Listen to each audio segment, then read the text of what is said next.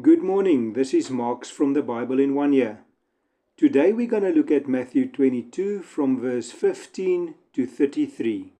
In this passage we see that Jesus was confronted by two groups, the Pharisees and the Sadducees. They attempted to trap him with tricky questions. The Pharisees and Herodians tried to trap Jesus by asking him if it was lawful to pay taxes to Caesar. If he said yes, he risked angering the Jewish people who resent Roman rule. If he said no, he risked punishment from Rome. Jesus responded wisely by asking for a coin and pointing out Caesar's image. He answered, "Give to Caesar what is Caesar's, and to God what is God's."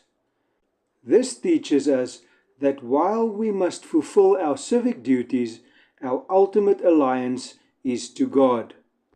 From verse 23, we see the Sadducees who denied the resurrection.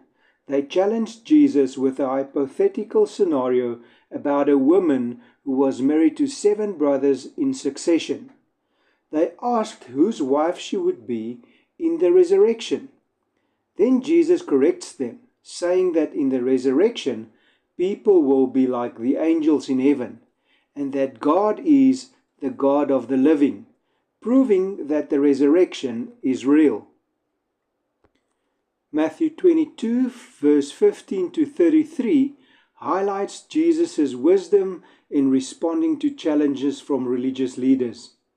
His answers teach us valuable lessons and how it can be applied in our lives today.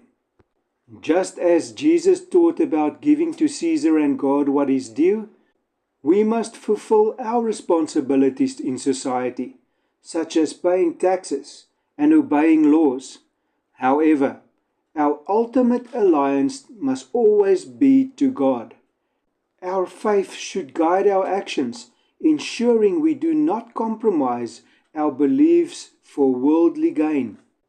Jesus taught that life after death is real.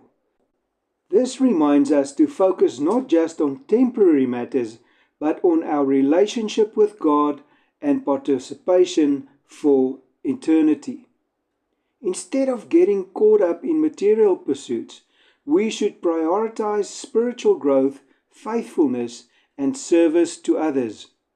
Just like the Pharisees and Sadducees challenged Jesus, people may challenge your beliefs today too, with questions that is difficult to answer. That's why it's important to know the wisdom in the scriptures so that we can use it when we face challenges. We should remain firm in our faith and avoid being deceived by worldly reasoning. Jesus reminds us that God's ways are beyond our full understanding. So when we're facing uncertainties or difficult teachings in the scripture, we should trust in God's wisdom and seek His guidance.